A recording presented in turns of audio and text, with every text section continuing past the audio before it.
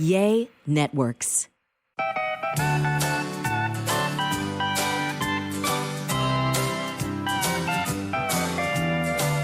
Welcome to another A Sandwich and Some Lovin' podcast. I'm Kellie Raspberry Evans, and I'm back, and he's back. Welcome to the podcast, my husband and co-host, Alan Evans. A train in the house. Yep, I did one solo. It wasn't the same without you, babe. And then we took a little respite, but we're back. Respite. The two of us, the dynamic duo, the force to be reckoned with, or maybe not so much. Hopefully it was worth the wait for everybody, but thank you for being here tonight. Yeah, our schedule's all wheels off. Been very wheels off, a lot of traveling, a lot of back and forth, the start of school, two different households, a dog that's always at the vet, just a lot going on, Alan. I feel like we're gypping the listener maybe just a little bit. Not making our deadlines a little bit, not making our total full commitment and portfolio of podcasts maybe just a little bit. But I can assure you, good, strong, dear listener, that we will get back on track. We will get back on track. Starting now. Yeah. Starting now. Back on track. Yeah, for sure. So anyway, I know a lot of the country, well, I don't know how much of the country, honestly, but I know in Texas, the majority of kids have gone back to school. And it's been a kind of interesting first couple of weeks for us. If you've been listening to our podcast or the Kid Craddock Morning Show. Nationally syndicated. That's right. I had to do that by myself when you were gone, honey. It Wow. wasn't the same. Did you do it? I did. So you were playing two characters? Well, I would just say, Alan's not here, so I'll say it, that kind of thing. Did you ever go into fake George or fake Sean or anything? No. Oh, come on. No, I had somewhere to be. I just kind of, honestly, I probably gypped the listener on that podcast. I tried to give him a solid 30. I don't know if I even made it. If you said Big Al, did you say, my man? Did you do any of that? You didn't do any of that? Never came up. Gee no. whiz. But, one big thing that I was struggling with, and I had so many people reach out to me and they were praying about it, was Emma Kellie. Was she going to go move in with her dad? Was she going to stay here? And, I can't remember who I tell what to. So if I'm repeating some of this, please forgive me. True that. But, she decided to give the school in our district a try. And I promised her, if you hate it, if you're feeling pressured or threatened or bullied or anything of that nature, your happiness and safety are number one priority. Then you can try your dad's district, right? But so far, so good, Alan. So far, so good. She, thankfully, with this school being in high school, if she didn't like her schedule, she had a week and a half to pick the classes she would rather have. Okay. So she started off in a sculpture class, and Sculpture? Yes, because they have different art classes. And they just kind of stuck her in that. Well, she changed to theater. Oh, but okay. She's not doing. That's cool too. But not on stage. Behind the scenes, like hair and makeup. She's going to be studying that stuff, which I am thrilled about. Because I've never learned how to do my hair, much less somebody else's. My mama doing my hair, basically, it was in a ponytail. Sometimes she'd stick the ponytail out of the side of my head just to make it different. But I never learned how to do any fun braids, twists, nothing. Some of the pictures I've seen, sometimes it was in a little red perm, like a little red I had afro. A perm, yeah. But I couldn't do anything with it. And so I'm really excited. I've told Emma Kellie, and I should tell this to myself, sit down in front of a YouTube video because they have all these tutorials. But maybe this class will be the thing. And I'll tell you what I've done. Because she's now on the theater track. My dream is for her to be in a high school play, And so they sent home a sheet for parents to volunteer. I volunteered. Oh, you're going to volunteer, huh? I volunteered. What are you going to do? Well, I checked a few boxes. There's some I'm not doing. I checked concession stand worker. You're going to be customer service facing? I don't mind. I'd love to work a concession stand. No, I think that'd be fun. You'd actually be really good at that. I'd love that. Oh, you would engage. The lines would get so long because of all the time you would spend with each customer. Yeah. And I checked bringing refreshments for the kids themselves. Refreshments. Snacks and Gotta stuff. have refreshments. I love that. Yes. I think I checked. I can't remember if I checked chaperone or not. I'm not sure. Emma Kellie would die if I was her chaperone. But I tell you what she did do. She signed up. She decided she didn't want the regular geography. She wanted AP geography. Wow. Which, me, honey. Geography is the worst subject for me next to chemistry. I can't do chemistry, and I'm the worst at geography. And my kid, I even tried to talk her out of it a little bit. You know what I think one of the coolest gee whiz things is for somebody to do is to name all 50 states and their capital. Yeah. That's hard to do. It is. I mean, unless you study geography. Maybe Emma Kellie will be able to do that. Maybe she'll learn to do that. So I couldn't believe she signed up for AP Geography, but then she reminded me she was mine. She found out she had PE and finagled her way out of it. How do you finagle your way out of PE? Apparently, you have to take it at some point during your high school career. And she just kind of deferred it. Okay. So she's deferred it for a while, but she also found out if she tries out for the volleyball team again and makes the volleyball team, that will be her PE requirement. Okay. So now she's thinking, oh, I'm going to try out for volleyball next year. She's going to try out for volleyball? That's what she says. I hope so. But she needs to have some training. She already thinks, I got this. But you know how much it is. So anyway, things are going really well. She's looking at joining some clubs, which I'm really excited about. That's extracurricular good. activities. That's great. Because the more friends she makes, the more she's going to stay living with me. Yeah. And, there's nothing wrong with her father. There's no reason that, her health or happiness would be at risk living under her dad's roof. I just want her under mine. Am I selfish? Oh, no. You just want to be involved like most parents, right? No, I want her here. And, I'm kind of mentally and emotionally prepared for her to go to college after 12th grade. I just wasn't ready to lose her after 8th. So anyway, things are going really, really well. And she's starting to actually care about fashion a little bit, which has been really nice. She started to care about what she dresses like, and she's gotten contacts. No more stovepipe jeans? No, she won't do the stovepipes, but she likes boot cut. Boot cut now, yeah, not okay. skinny jeans. Skinny jeans are out, but boot cut. That's like so it's kind of fun. She's kind of like starting the 90s, yeah. Starting to care a little bit, and hasn't really gotten into makeup or boys that much yet, as far as she's told me. But I'm trying to keep the lines of communication open so she'll tell me everything. Because I'm going to melt when she comes home one day, hopefully, and tells me she's had her first kiss. I'm going to just melt. 3 months after that, she'll probably be married. Stop it. That's not how it works. But I'm just excited. And anyway, Alan doesn't share in my enthusiasm, but I hope some of the totally listeners do. Why would I not share in your enthusiasm? Mocking my daughter. And I'm not mocking your daughter at all. Getting her first I just think kiss. there's mocking me. I'm mocking you. I think there's plenty of time for that. I don't think we need to rush any of that along. You know what's interfering with my happiness? Sorry, I'm old-fashioned. You know what's interfering with my happiness? I'll tell you what's interfering with mine. You know what, though, listening, seriously. If you are struggling, a lot of people, they go through bouts of the blues and things like that. But, a lot of people are struggling with, severe depression, especially with what's going on right now. It looks like the country's heading in just a backwards direction. So much heavy stuff going on in this world. And sometimes you just need somebody to talk to. And I've got the perfect place for you. And it's a sponsor of our podcast, BetterHelp. BetterHelp. Yes. You can connect in a safe and private online environment. It's super convenient, and start communicating in under 48 hours. BetterHelp is not a crisis line. This is not self-help. This is professional counseling, and it's done securely online. Anything you share is confidential. You can send a message to your counselor anytime. It's the middle of the night. You can't sleep because so much is weighing on you. Leave a message for your counselor and you'll get a timely and thoughtful response. You can also schedule weekly video or phone sessions, and you never have to drive across town to some nondescript building where they have the doctor's offices buried in the back and sit in an uncomfortable waiting room again. Now, this service, BetterHelp, is available to clients worldwide, and I know we have podcast listeners around the world, so this is accessible to you as well. Whether you're dealing with depression, anxiety, relationship issues, sleeping issues, self-esteem, LGBTQ matters, licensed professional counselors are specialized in that and ready to help. And BetterHelp is committed to make sure you have the great therapeutic match you're looking for, and they make it easy and free to change counselors if you need to. And it's affordable with financial aid available.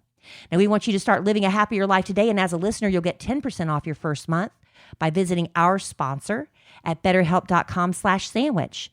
Join over 1 million people who've taken charge of their mental health at BetterHelp, HELP.com/sandwich. Honey, I hope you don't mind. I just took the wheel on that and ran with it. You just brought the entire spot home for Jerome. Well, I realized in that last minute reading of it, you didn't have your part. Mm-hmm. Yeah, the producer failed to give me my I kind of failed on my that. show notes. That's me. I dropped the ball. That's okay. But you know what? I'm going to sit back now because Alan has got so much to share with you guys. Because the reason I did the podcast alone when I did it the last time alone was because Alan left me. I did. Yeah, last time we did a podcast together, I was sitting on a ski lift on the side of a mountain in Sturgis, and I think the way we left it was we were going to go out and possibly get into some buffoonery. We still were going to go see Mount Rushmore and kind of finish up the week doing all kinds of different things. And that's kind of what we did. We took the motorcycles out to this little town called Keystone, and it's really close to Mount Rushmore. And it was one of the coolest experiences riding the Can-Am, and I was riding with Patrick, and he was on a motorcycle. And just imagine, hundreds of motorcycle riders out on the road, and we're all kind of together, and just going through the mountains, and it's winding, and we're going up, and we keep going up.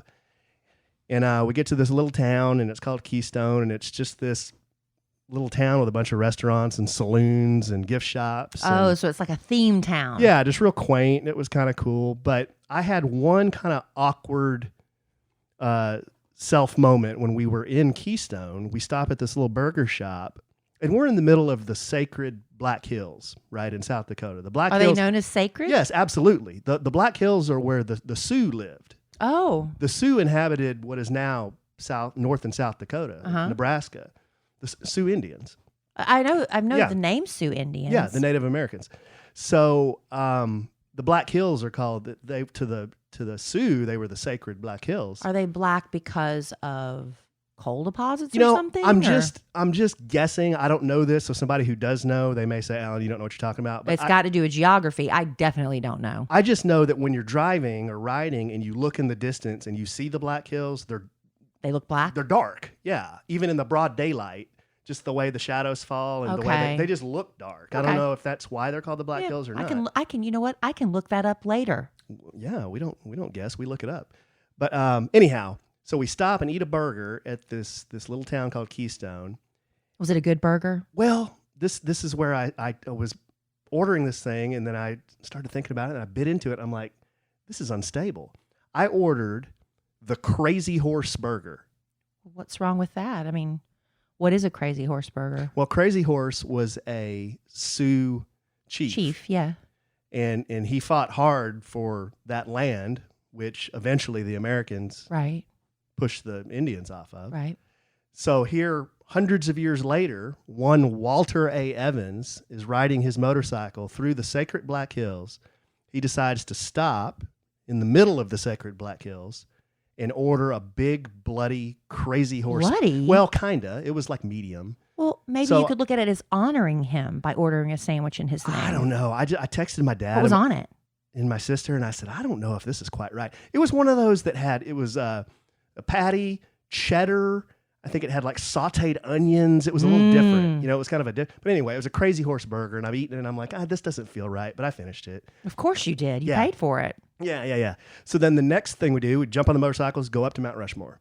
And was it everything you imagined? To me, it was everything and more. I've heard some people say, well, I went there and it wasn't too impressive. Because you've seen it so much on TV, but I would imagine just seeing just how really big it is in person is the shocking part. I got up to it and I thought, holy moly, this thing is tall. And the detail. Yeah, and it was big and tall. It was a lot taller. I always thought it would be short, but it was a lot taller than I thought. And they have all 50 states' flags that lead down into this amphitheater where you can pretty much get right there up under it and look. That's where President Trump did his rally, right? I did. Yes, I did. I remember that. I remember seeing that area, whatever it was called. Yes. But it was really, really impressive. I thought this is right up there with, I've seen, the Freedom Tower, the Key West, the Golden Gate Bridge. It was right up there with all the kind of iconic American landmarks. And I thought it was just amazing. So we left there, went back to town. What do you do when you're up there, though? When you go where? To Mount Rushmore. You just look around. Is there stuff to do? There's a gift shop. There's a little place where you can order cocktails and order beers, and because you got all the way there, you know, it's you can sit for a minute, Yeah, you can sit outside, but it's totally a big area outdoors. It's really just there. It is. You don't take like a tour up into it. You like, can. You can? You can take a hiking tour. Up into the nose? No. You can get right up to the bottom of it. Uh-huh. Like it's a pretty good walk, but you can take this little path, and we saw people doing it, and you can get right up there. Apparently you can get right up there under Roosevelt's nose. Pretty close. Really? Yeah. Okay. But that's what there is to do. It's for sightseeing, and there is a gigantic gift shop. I looked for something for you in there, and it was all kind of, I don't know. Nothing I could really. Yeah, it was kind of. I mean, do you really need a sandstone Mount Rushmore? Yeah, probably not. So I didn't get you one. That's okay. Yeah, I got you some other stuff. But anyhow, yeah. So Mount Rushmore was cool. So another night. So check this out, babe. We went to. Patrick wanted to take me around to see some of the downtown sites, and there are all these saloons. There's one called the Bare Knuckle Saloon, and Patrick was saying, back in the day, people used to fight in there with that was the bit. They would go in there and fight fist to fist, and it was called the Bare Knuckle Saloon. So they had that one. There's another one called the One-Eyed Jack, and that's the one we went to. So what was the theme there? Well, I could tell Patrick was wanting me to see something. So I said, "Wait, dude, what is this?" He goes, "Well, there's no strip clubs in Sturgis." And I'm like, okay, well, I don't understand that, because if there were, they'd probably make a killing. He said, yeah, you can't do that in Sturgis. He said, but they have this place that's called the One-Eyed Jack, and they do have these dancing girls that are everywhere, but they're fully clothed. Mm-hmm. Like they have pasties on, and that's not fully clothed. Well, okay, they weren't fully clothed. They had they had negligee on. Oh, yes, but with pasties. So it was like see-through negligees with pasties. Yes. Okay. Yes. So imagine this big open bar. There's poles. So they're doing the bit. They're doing the pole dancing and all this stuff. Now, I don't know how to say this. Be nice. Well, it was one of those deals where, and I've said this on the podcast before, it might not be what you want, but it'd be every bit of all you want. You know what I mean? Yeah. You know what I mean? Yeah. So there was this one gal, and she had this party trick, and none of us had ever seen this before. I'm like, I have never seen this in a million years. She was a woman of considerable posterior. She'd been blessed in her booty. Yes. Booty blessed. She had considerable posterior wares. I can help you say it, honey. It's okay. She had a big ass. I was being way more polite. I mean, she had a giant ass. It was one of the biggest asses I've ever seen. Alan. So, no, here's the deal. Okay, we get it. Okay, her trick was she could take a beer bottle and put it in between her butt cheeks and hold it and twerk. So it was muscular. I didn't touch it, but I mean... You can see muscles. Yeah, but she could clench the beer bottle in her butt cheeks. Yeah. So I'm looking at... So I was taking pictures and video or whatever. Oh, really? They allow that? Yeah. Yeah, if you do them on the down low, so you don't have to tip. Oh, you video for tips. You're supposed to tip, yeah. Alan, you didn't tip her? No! Alan, you should have. Let me get to that. Well, she was giving you entertainment. I was way across the room.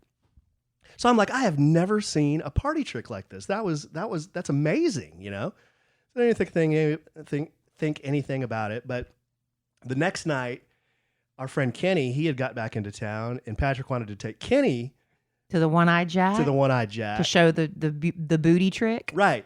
So later on in the night, we're just... Was it her night off? That would be a shame. So check this out. We're just walking around, and I was by myself, and the other guys were, they were, 20 feet away. Well, the girl that does the party trick was in the One-Eyed Jack, but she wasn't working. It was her night off. It was her night off. So she comes walking up, and I'm like, hey, I remember you. She's like, oh, and she's very skeptical. She's like, yeah, hi. And I'm like, you were doing the trick last night, the party trick. And she goes, yeah. And I said, look, if I tip you, will you do that trick for my friend Kenny? He just got into town, and that would be hilarious if you would do that. And she goes, okay, $40. And I'm like, okay, here. $40? $40. So I tipped her $40. Was it worth it? I tipped her $40, and I said, hey, Kenny, come here. I want you to meet a friend. So he comes over, and she whips that beer bottle out, wipes it off, puts it between her cheeks and just starts twerking right there in front of Kenny. Oh my! And I get my phone out and start recording. And Kenny kind of panics. He's like, I don't know. He doesn't want that on video. He went down and got the beer. He drank the beer. He grabbed Why it would with you his. tell that? He grabbed it with his mouth and. Why would you tell that? Why would you tell that? Alan, he's going to kill you for telling that. Not. He told me. He goes, I said, look, I have the video. I'm going to send it to you and delete it. He goes, oh, I don't care. He goes, I'll post it on Facebook. He goes, I'll send it to my wife. I don't care. Oh, Alan. What happens at One-Eyed Jack stays at One-Eyed Jack. What happened? That's a very famous saying. Yeah, somebody told me that. What happens in Sturgis stays in Sturgis. But anyhow, that was kind of some buffoonery from the One-Eyed Jack. There were a lot of those body shots being done. It was this crazy bar, babe. There was a flamethrower. He was breathing fire. There was one of those, those T-Rex suits that the girls were dancing. Yeah, I saw you posted that with somebody dancing on stage in the inflatable T-Rex suit. I saw that. Yeah, there was that. Everybody walked the dinosaur. Yeah, that one. Yeah. Just lots of buffoonery. Well, but fun. I did not partake in much of that. I can't get over. Wow, I am a bit prudish. But here I am. Y'all just heard me tell my husband he should have tipped the girl booty shaking with a beer bottle in her butt. Turns out he did. So I am prudish to a point, but I just couldn't get over. Young Aries. That was her name. Young Aries? Aries. Oh, like the sign of the ram? And I'm sure that was her real name too. Yeah. So it's like, maybe it was. And she's like, well, I have no other choice. This is my lot in life. Yes. But I couldn't get over how vulgar some of the shirts were that people were walking around with. Used to be, that would be illegal. And now it's like, anything goes on a T-shirt. It's funny you mentioned that. I'm going to talk about just a couple more things, but maybe after. Yeah, how about after you do a little bit of that? Yeah, I'm sure. I'll do a little bit of this, but I collected my top 10 favorite T-shirts I saw at Sturgis. Oh, okay, great. Well, look, that was me leading you into that, and I didn't even realize it. That's the Evans Raspberry Evans chemistry. Oh, yes. Well, this summer we did have some welcome signs that things were getting back to normal again. Maybe it's going to slide back the other way. Only time will tell. But it was really nice just to, be able to go see a movie and hang out with your neighbors again. But going to the post office, no matter what's going on in the world, those days are over with Stamps.com. Stamps.com. Yep. Skip the trips to the post office and also save on postage. Small businesses don't have time to shut down, especially if you have an online business. What happened when everybody was in quarantine? Your business, like a lot of online businesses, saw their workload quadruple. But thanks to Stamps.com, they handled it easily and still continues to this day. No matter what's going on, you can mail and ship anytime, anywhere, right from your computer. Send letters, packages, great big boxes worth of merchandise with discounted rates from the U.S. Postal Service and UPS. I'm talking huge discounts, like up to 40% off USPS rates and up to 66% off UPS shipping rates. And Stamps.com has a switch and save feature, so you can quickly compare carriers to find the best rates every single time. You don't need any fancy equipment either. All you need is your computer and a standard printer. You can print all these labels, whatever you need to do to ship packages or letters. You get it ready. You can either schedule a pickup or drop it off at your convenience. It's that simple. So stop wasting time going to the post office and go to Stamps.com instead with no risk. With our promo code SANDWICH, you get a special offer that includes a 4-week trial, plus free postage and a digital scale with no long-term commitment or contracts. Go to Stamps.com, click that microphone you'll see at the top of the homepage, and type in Sandwich. That's Stamps.com, promo code SANDWICH. Stamps.com. Never go to the post office again. Wow. Kind of wish I could participate a little bit. Sorry, honey. I didn't plan ahead. No, it's okay. Just this once. No, you're a trained professional. I'm sorry. Well, I still stumble from time to time. Real quick, another really cool thing we did. We went to and a lot of people were telling me this online. They're like, you got to go to Deadwood. Deadwood. Go to Deadwood. So we did one night. Is that like that sounds, everything you say sounds like an old West town. I mean, that's where we were. We're out in the middle of the pucker brush, babe. But I guess when I think of South Dakota, I don't really think of the wild, wild West. But yeah, that's. Oh, babe. Western South Dakota. I mean, we were close to Montana. Yeah, I guess I just never thought about it. It is out there in the pucker brush. I mean, out in the middle of nowhere. But yeah, Deadwood was really nice. Like if you were going up there to do Sturgis and you're like highfalutin and you want to stay in a nice hotel, Deadwood. That's where it's at. Nice casinos, nice restaurants, nice hotels. But no stripping. I did not witness any stripping there. No, but I did gamble, which I never do. Mm-hmm. I played roulette and I played slots and I won $40. Good for you, baby. Yeah. And once I won that covered that tip for the booty shaker. Yeah, exactly. And we went to Deadwood before we went to One-Eyed Jack, so I had that 40. It all worked out. Yeah. But the guys were laughing at me. They're like, "Oh, wow, yeah, big spender you are." And I'm like, I mean, that's not my bit. You know, I always have $100 limit. It's like entertainment money, you know. I have $100. When it's gone, and I'm done. I think the most I've ever won was 170 playing blackjack, but I had our friend Carolyn coaching me the whole time. Yeah. And that was my limit. I'm like, I can't risk it anymore. Yeah, the other guys played craps. They played blackjack. They lost their ass playing. Yeah, made fun blackjack. of you for walking away with $40. They were losing like hundreds. And there you go. But they did win some back playing, I think, 3-card poker, which is a really interesting game. And craps. They do pretty well at craps. They know what they're doing at craps. I have no idea. Kid Craddock tried to teach me how to play craps so many times. Yeah. It's just too fast. Yeah, there's a lot going on. But then, you know, back to, I guess, kind of the reason we were there. I was helping out in Patrick's booth for Operation Once in a Lifetime. Raised almost $25,000. You know, what was the goal? I don't know that he had a goal. I don't know if y'all met it or surpassed it. I mean, he definitely wanted to meet the cost of the motorcycle, which he did, and then some. And then we raffled the motorcycle off, and a guy named Danny won it. Danny Byer, I believe, is his name. But it's just so coincidental that this gentleman, he was in our cabin the first night that we got to Sturgis because he also knew people at Jack Daniels. And Danny had ridden his motorcycle either from New Jersey or from Florida, and he was a retired 9/11 firefighter. So when we got to the cabin, it was like we were just the oldest friends and buddies. He was like, "You guys come in, sit down, have a seat at the table. I'll make you some meatballs." And he was Italian. You could he had this thick New York accent. Italian meatballs? Yeah, he said, "I'm going to make you some meatballs and spaghetti." And he made Philly cheesesteak meat and bread. It was this gigantic spread. And I don't know this guy from Adam, you know, but he was so nice. And then he had one ticket in the hopper. And really? Yes. And we had a Sturgis police officer do the mix it up and then reach in there and grab it. You know what? Honestly, I was surprised a police officer did that. I didn't know that would be considered legal. Well, yeah, I don't know the rules. I don't either. But I was kind of surprised by that. I'm sure they followed the rules to the letter, but that was surprising to me. Well, but you know, you're keeping it honest. But my first thought was eye candy. I said, "Hey, Patrick, what about her over there? This girl walking around with pasties on." And he goes, "No, I'm not. I don't know." I'm like, "Oh, okay." I said, "How about these police officers?" He goes, "Yeah, I think that'll work." So we asked him, and I guess it's okay. They said it was okay. So they guarded the little area there for a while and stood with us, made us feel real important.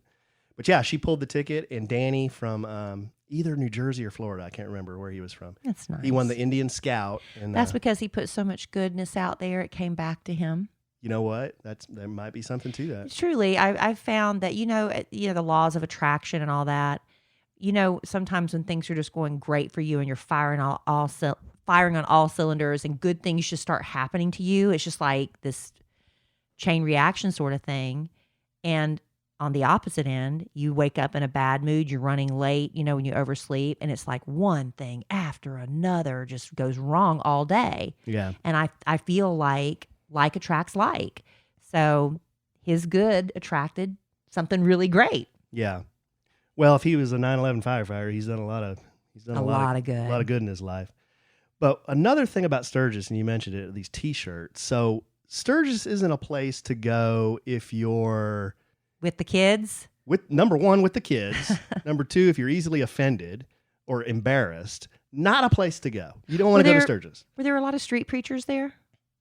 I just saw one. Yeah, because usually when you have big crowds like that with a lot of debauchery and carrying on, usually a lot of people look at that as a chance to go spread the gospel, you know, and try to... We saw one. Yeah. We saw one. But yeah, so I would take pictures of people's T-shirts on the down low, and I kind of collected Your favorites? My favorites here. Or the most shocking? Are they your favorites or just you're so gobsmacked they were even wearing them around town? These are just ones I saw. Just Okay. people walking around with the T-shirt on. Okay. Keep it clean. Well, as clean as you can. These aren't clean. The first one, well, I think I mentioned this on the last podcast. The first guy I see when I go into Sturgis, he's got a black T-shirt on in gigantic white letters, vaccinated and ready to F. See, that's you just say F. That's good. We know what you're talking about. Number 9. This was a guy with imagine a bright orange traffic cone muscle shirt, and in black, in gigantic letters on the back. Can you see me now, asshole? Why didn't you say a-hole? Here's another one I saw. This one, yeah. Shutting the F up is gluten-free. Add that to your diet. You're not going to be able to do that with your voice for the rest of the top 10. Okay. It's already hurting my throat to hear you say that. This was a big player. I saw this one. Several guys wearing this one. Tell your boobs to stop staring at me. Your boobs? Tell your boobs to stop staring at me. It's a good bit. That's pretty cute. It's good. That's a good bit. I should have bought that one. I don't want my husband wearing it when we go out. No. Right. Number 6. Just do it. Be brave. I can't. We go by my rules. I got the first letter. Grussy. Oh, it rhymes with? Yes. We go by my rules. Oh, so a woman was wearing it. Yes, we go by my rules. I don't. That's not nice. We go by my rules. I got the Grussy. Okay, that's just not nice. That's I told you. Nice. At least be clever. Okay, here's one. Black T-shirt. At the top, it says F's given. And then right below that, a gigantic 0. Yeah. Huge 0. Yeah, that's been said a lot, I think. Yeah. But to wear it on a shirt. Takes balls. It does. But you should have seen some of the guys wearing these shirts. Big men. That's the thing about Sturgis I noticed too. Would they wear those in their hometown or just in Sturgis? I don't know. That's just what Sturgis. It's like when you go to Disney World and Dad wears the goofy ears, right? But he only wears them at Disney World, right? You wouldn't wear that shirt. You'd only do this back Sturgis. in your hometown at Walmart. Exactly. Well, maybe. I don't know. Big guys in Sturgis, babe. Big men.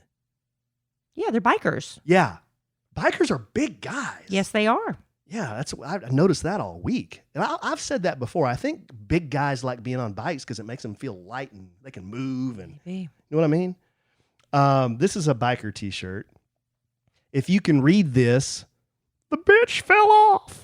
That is an old one. Yeah. I've seen that one a million times. That's old school. That's old. Yeah, that's old school. This one was a graphic T-shirt. It said, I'm a simple man. And below where it said, I'm a simple man, there was an icon for guns, an icon for motorcycles, an icon for beer, and then there was a little icon of a couple doing it doggy style. Oh, my. That's nice. That's classy. Because you have to think about it, right? I immediately got it. Oh, you immediately got it? Yeah. You didn't have to figure out what the emojis were? Like, this is a guy after my own heart here. He likes guns, motorcycles, beer, and doggy style. Yeah. That's when I think Alan Evans. Come on. That's what I think. That's the top 4 things that come to mind for me. Number 2, admitting you are an asshole is the first step. Again, a-hole. And then number 1, probably one of the most shocking shirts I saw. And shocking and not necessarily funny. And the guy wearing it was just this normal looking guy. He could be your bank teller at Bank of America. If you looked at him, he was just this nondescript looking man with either a wife or a girlfriend, a red shirt, bright red shirt in black letters. He was proclaiming himself, because this was written on his shirt, as a vegetarian. Oh, no. Oh, no. Oh, no. Dude. Vegetarian. No. Oh, yeah, no. Oh, that's bad. Isn't that bad? That's bad. So there you go. Those are my some of my favorite T-shirts that I saw in Sturgis. We need to put a parental advisory on this podcast. Yeah. Did I tell you I bought a vest? No. I bought a How did you come home and not tell me you bought a vest? I bought a leather. Everyone in Sturgis was wearing a leather vest. In I'm like, Sturgis. I'm the only one in this town that's not wearing a leather vest. In Sturgis. So here's the bit, though. You collect your little your flair, your bling over the years. So you get your patches, and you put your patches on your vest. Yeah. So each year you put, and some of them are like lewd, like, raunchy sayings. Some of them are really cool designs, like eagles or whatever. But everybody Did you get a patch? Does their vest up. I bought, I rode mine to Sturgis. Okay. The patch, I rode mine to Sturgis. Because you did that, Because yeah. I did that. And I bought an Ace of Spades patch just because I thought it was cool. And I found a patch for Jeff. It says Big Papa.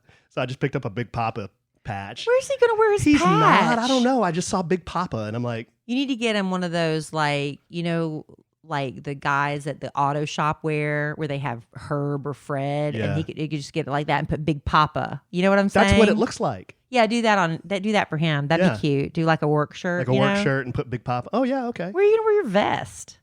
Well, get a vest, then you need a motorcycle. Date night? Then you need a motorcycle. No. Just so y'all know, Alan's borrowing the motorcycle he's riding. Yeah. But anyhow, it was a good time. It was I can't fun. wait till you wear your vest on date night. Wear it somewhere classy, babe. It's a pretty nice vest, actually. It's not got a bunch of fringe and I like fringe. studs and stuff on it. It's just it's a simple black vest. And if you put like a black long sleeve shirt under it, it actually looked pretty badass with like jeans and boots. You'd look like you need to be on stage with a guitar. Yeah, that's true. But anyhow, So that was your souvenir? that was my souvenir. Yeah, and then I got Kellie a bunch of t-shirts. Well, not a bunch. I got a couple of t-shirts. Got some coasters to hand out. Some shot glasses. I found some shot glasses. Dinosaurs and fossils are a big player up there. So I found some shark teeth for Dylan because he's been wanting shark teeth forever, and I haven't. You been make able them into a necklace or something? No, they're just loose shark teeth. I got the boys a couple of t-shirts. So yeah, Cool. it was a fun trip. I'm glad you got to go. I don't know if that's necessarily a once-in-a-lifetime experience because you might be going back. I don't know knows? if that's an every year thing. I don't know. It was. I don't know how people do that every year. It took a lot out of me. Going up there took a lot out of me. Coming back took a lot out of me, and I didn't ride back. We towed the motorcycle back. You were telling me when you got off of that ride just how sore you were. Oh yeah. That from hanging on, because you don't even realize that you're tensing up sometimes. But Alan was riding that motorcycle past big 18-wheelers and things, and your body just tenses up, and you don't even realize it till the next day. And you know what? We should have packed with you. We didn't think about it. The Theragun. Theragun. Seriously. Yeah, I wish I had my Theragun on that trip. I know, and they make a travel size one. Doggone it. They make a travel size one too. How could I forget? I know we did. We should have thought that was my bad, honey. But we all have stress, whether it's riding a motorcycle over 1,000 miles up the middle of the United States of America, or just working away every day at your job. Sometimes you put in a little bit too much effort at the gym, and you're just like, man, I need to work these knots out of my muscles and get rid of this stress. Well, that's where Theragun can help. It's a handheld percussive therapy device. It releases that deep muscle tension using a scientifically calibrated combination of depth, speed, and power. But it's quiet as an electric toothbrush. The Gen 4 Theragun, it doesn't just feel good. It really gets to the source of your pain by releasing tension. Using Theragun's signature percussive therapy, it goes 60% deeper than vibration alone. So whether you want to treat muscle tension from working out, an injury, just the stress of everyday life, there is no substitute for the Theragun Gen 4. The OLED screen and design make you feel like you're holding something from the future. You can go to their site to check it out if you'd like. And the Theragun app learns from your behaviors and then suggests guided routines. We love our Theragun. Kicking ourselves that Alan didn't use it on his trip, but I guarantee you he used it when he got home.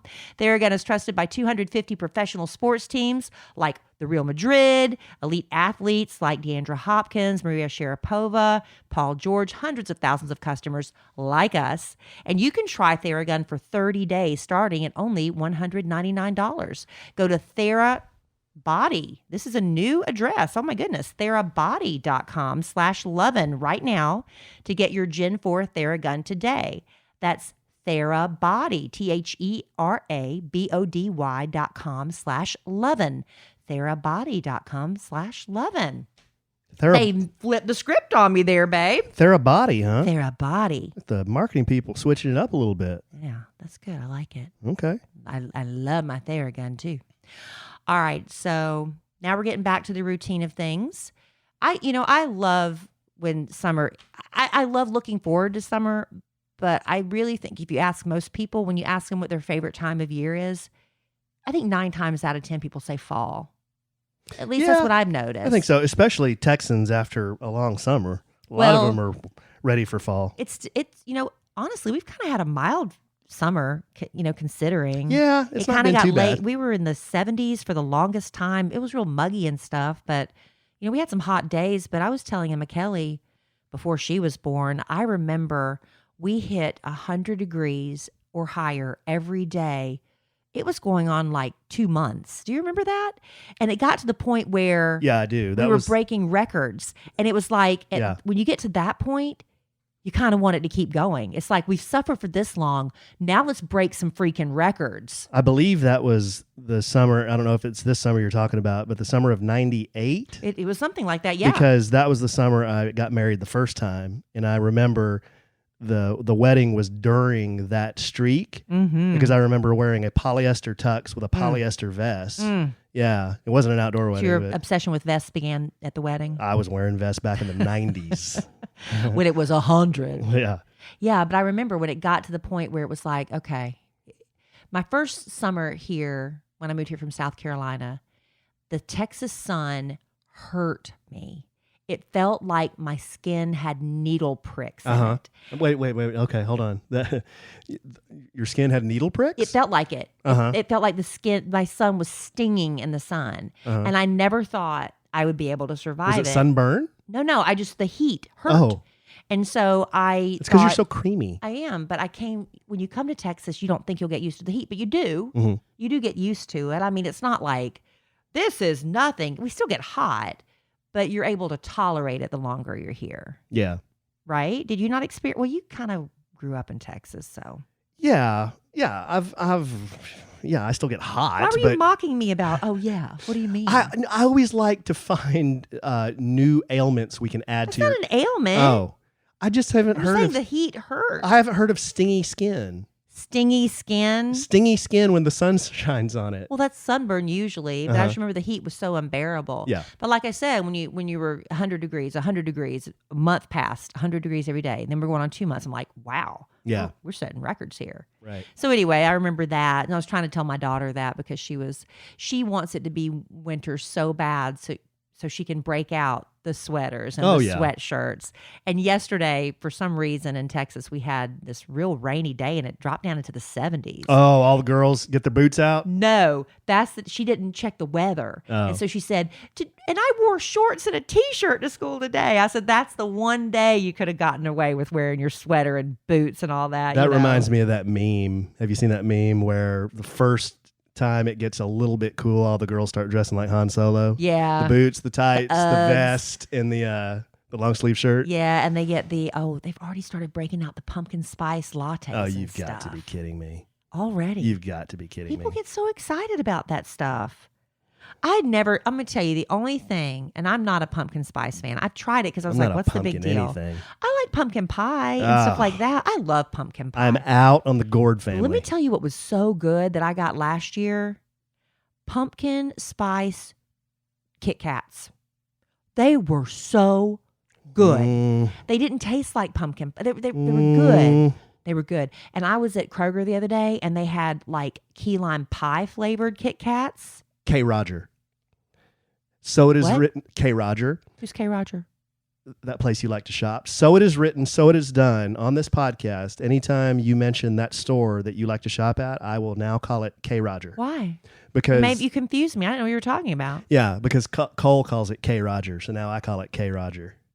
Oh, so that's a new bit? I said, Cole, that is a great bit, dude. I've never thought about that. K. Roger.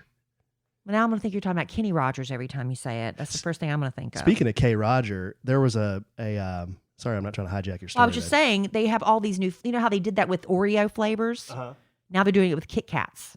Okay. Okay, that was my whole point of my story. Go ahead. Well, there was a little grocery store up in Sturgis behind where we were working, and it was maybe it's a chain up there. But when you walk in, there's there's a one aisle down the middle, but then the entire store is horizontal. Okay. You know what I mean? Yep. Like it's backwards.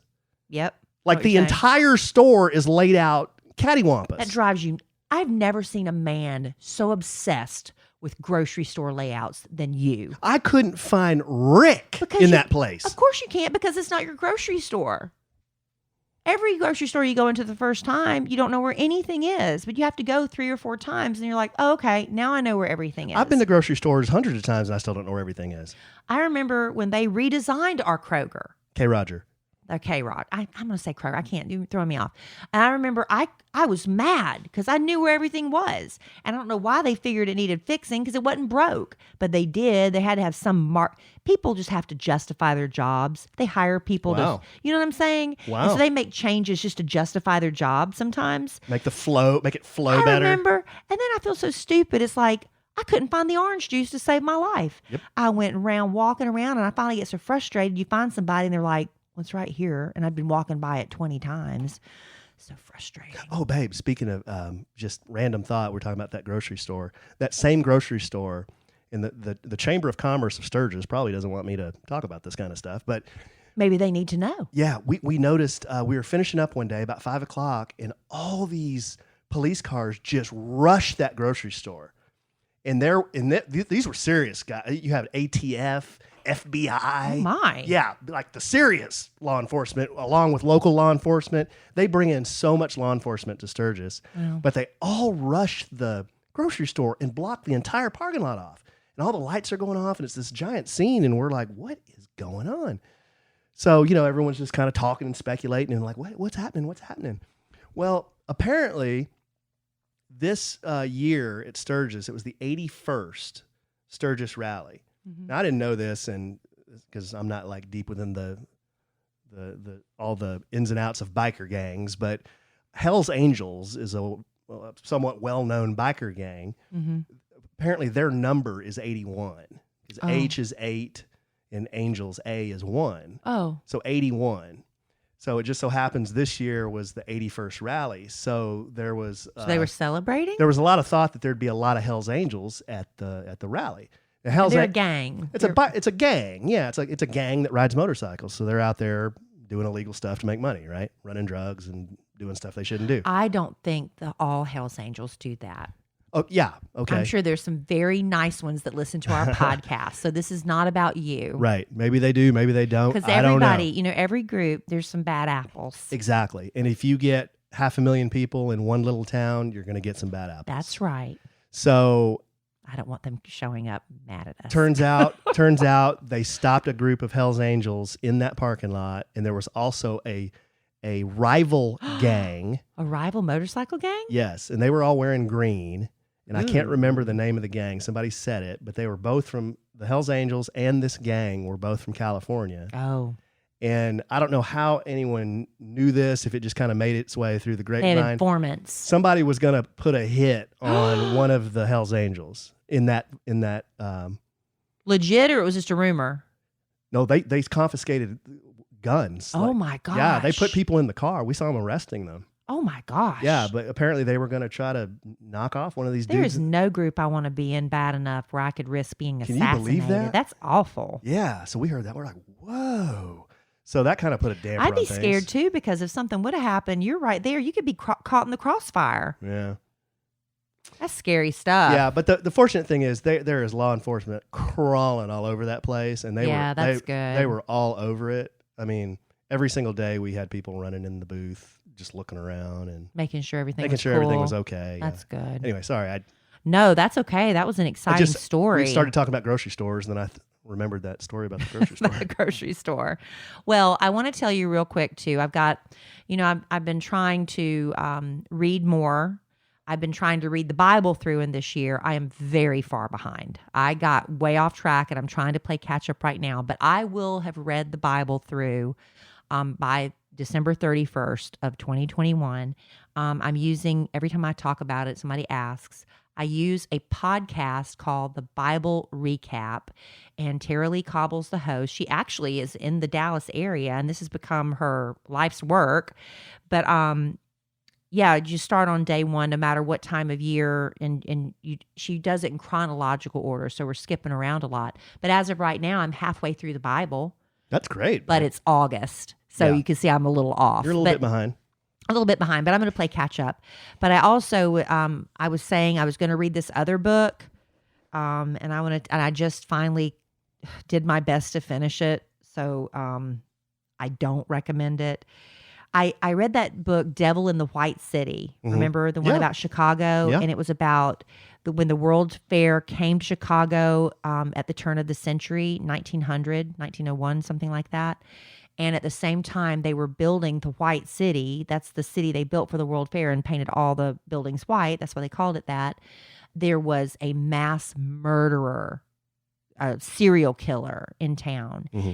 And he was so twisted, he actually bought a hotel and converted some of the rooms into murdering rooms. Whoa. And had an incinerator and all this stuff. Yeah, it was. I really liked the book. A lot of people I've read online reviews didn't like it. I didn't realize I liked learning about architecture and stuff. The way the writer did it was such a beautiful job that I enjoyed learning about the architecture and the building of the World's Fair. And then being a woman, I don't know what it is about women. We love murdering podcasts, real life crime podcasts. And I thought it was written really well about this serial killer. Anyway, so my daughter and I were in Half Price Books, and she was picking up some books, and I saw this book called Death in the Air. I talked about it a few podcasts ago. Mm-hmm. The cover got me. It's this beautiful woman in black and white.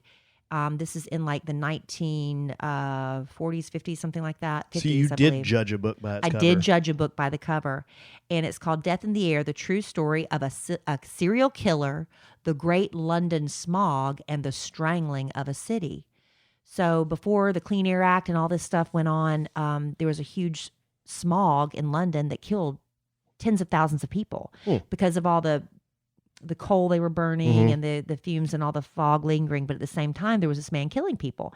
And it sounded like, it's going to be... Oh, what a whip. Right? Well, I thought it was going to be another Devil in the White City. Y'all, I could barely get through this book. I hope nobody bought it. So not a recommend. Don't recommend it. I don't. It's just, it got so down into the nitty gritty of what they were doing in their parliament or whatever, and arguing about the smog and how many particles per 100 million units of stuff. Alan. Yeah. So if anybody bought Death in the Air based upon I was going to read it, please don't read it. I think I'd rather watch Rubenesque women twerk with beer bottles between their butt cheeks than read that. That was, and you paid $40 for that. Yeah. I got this at Half Price Book, and anyway. But now, that book that Anna on our show read called The Perfect Marriage, that's been a huge hit. And Big Al, my man, Big Al bought it for me for my birthday back in April, and it didn't come in time. So at the last minute, he decided to fly my best friend Tommy Jean in from South Carolina and put her up at a luxury hotel. It's just that's the way his mind works, right? He's so crazy. From a $20 book, he ended up paying $1,000 or whatever to get my best friend here, literally the night before my birthday. But anyway, so I'm going to read that next. Okay. It's called The Perfect Marriage. So everybody loves it, so I know I'm going to have a good review about that. That sounds good. And I'll tell you what I also give a good review. It's my silky legs. Ladies, I know a lot of times, especially when we're not going out as much as we used to, but back in the day, I would shave my legs every day, because if I didn't, they'd be all stubbly. And I'm like, what if some man's going to rub up against my legs? I don't have to shave as often thanks to Billie razors. Billie? Yes, because I really believe that with Billie, I'm getting a closer shave than before. It seems like my smooth legs last just a little bit longer. It's the best razor out there for women at half the price that you would expect. There's no pink tax. There's no visit to the drugstore. And no irritation on either side of it, no matter what. Billie is crazy affordable. They've got the starter kit that comes with the award-winning razor, 2 precision 5-blade refill cartridges, and their cult favorite magnetic holder. Because there's nothing, if you're in the bubble bath or whatever, and it drops in this So aggravating trying to fumble around for it. Boop, put it right in the magnetic holder. Billie blades have 360-degree charcoal shave soap built right in, so they float like a cloud over your skin. Allure even called them the smoothest shave ever, and hey, I just said the same thing. Allure and I think just alike. They're an Allure Best of Beauty winner on Nylon's beauty hit list for a reason. Yes, razors win awards, and Billie has won a lot of them. It's the razor I gave to my daughter for her to start shaving her legs. I wanted her to have a good experience, and not be nicking herself up when she's trying to learn how to get it just right. So don't suffer another second paying a pink tax for a bad shave. Go to mybillie.com/lovin' to get the best razor you'll ever own while supporting our show. Billie's half the price of other razors, plus free shipping always. Just go to mybillie.com/lovin'. That's mybillie.com/LOVIN. mybillie.com/lovin'. I know you love spelling those little codes out in words, honey. I'm sorry I did it all tonight for you. That's okay. I take care of my man. I even read for him. I guess it means you get to keep all the proceeds of all this, huh? That's right. You did Mad money. You did them all by yourself. We got to pay for all those things you bought in Sturgis. The souvenirs? Hey, souvenirs are money. Yeah. Adds up. But I'm glad you're back. I mean, I was gone. It was kind of weird, Let's be honest, Alan. Every once in a while, don't you kind of like it when you're home by yourself? Yeah, every once in a while. Every once in a while, right? Like if Alan's gone, the kids are all gone. It's just me and the dogs, and they kind of do their own thing. It's like, wow, I can watch whatever I want on TV. I could eat whatever I want on the couch. We try not to do that in front of the kids. I could just do whatever I want. It's really nice for like a day, maybe two. Mm-hmm. But then after that, you start remembering, wow, this is what it felt like when I was single. Mm-hmm. And so then, I'm not so bad, huh? Well, I'm just saying. But you start thinking about, this is what it was like when I was single. So I was in, Florida for a week. I came home literally for one night, and then Alan left for a week. And it was just like, we haven't been together a lot. So it was, it made me remember, it's okay to be alone, but I don't like being lonely. Yeah. So that's what I was trying to say. I missed you. Well, I missed you too. I'm with you on that. I mean, what we've been doing has been fun stuff, but I wouldn't want a steady diet of this for months and months and months. Yeah. I got it. We got it out of our system. I think we got done what we needed to do, and I'm ready to get more kind of back in our normal schedule now. Yeah, that's what I was trying. I got sidetracked. We were talking about fall earlier. That's one of the things I do love about fall, and I think it's because we got sidetracked because I was talking about 100-degree weather. I love the routine of fall. You get back to the school schedule. You get back to just the routine for us of work, of getting ready for the holidays. I just love fall. It's just my favorite. Yeah, I do too. You start looking towards the holidays, the good weather, the state fair, football. Yeah. It'll be fun. It'll be fun. But I'm just glad you're home. I am too. And we're staying put for a while. I am too. Boy, that was an adventure. Holy moly. An adventure of a lifetime. And maybe we'll go back. Alan always said he wanted to take an RV up to South Dakota and shout out Christy Nome. But you went without me. Babe, that's how a lot of people do it. They go up there and, there's no hotels there. Yeah. Except in Deadwood. I mean, but in Sturgis, there's nothing. So people will... Where do all the bikers stay? Well, they'll rent a plot of somebody's front yard and pitch a tent sometimes. Oh, really? People rent out their front yards. Hey. I mean, if you're desperate, so you can do that. A lot of people bring an RV up there, of course. A lot of people stay in Deadwood, far away. There's other cities around that are pretty far, but you can stay in hotels, but then you have to drive all the way to Sturgis and all the way back. What do people do in Sturgis when there's not a biker week? Nothing. There's nothing going on there when they're not. So this is 1 week a year that the town comes alive, and after that, nothing. Yep, that's my understanding. That's what I was told by everybody I talked to. So what about all those ladies dancing and twerking with beer bottles in their butts? The young, sweet, clean Aries was from Denver. So she came up just for the week. Just for the week, and they probably make a big buttload of money. Haha, pun intended. Yeah, S-ton full of money, and go back. Okay. Yeah. But that was the same for the servers. You could tell those people they didn't live in Sturgis. They just bring them in, bus them in, and then where do they stay? I don't know. That's a good question. Lots of things to think about. RVs? I don't know. I don't know. Anyway, nice to have you back, honey. Thank you, babe. And nice to have all y'all back listening to us. I know we kind of gypped you on just one podcast this week, but we're back on a regular routine because fall is just around the corner, and we're going to be here for you twice a week as usual, starting now. All right. I guess we're done, honey. You got anything else? No, not really. You sure? Was I supposed to? No, I think. Okay. I had a. As soon as you said that, I'm like, well, was I supposed to have something else? No, I had a letter that I've been meaning to get to, but we'll get to it at some point. We could do that next podcast. Okay, that's fine. Yeah. Okay.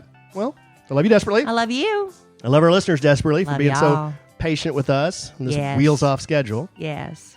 But hopefully we'll podcast again real soon. And in the immortal words of the great Keanu Reeves, life is good when you have a good sandwich. Whoa, what was that?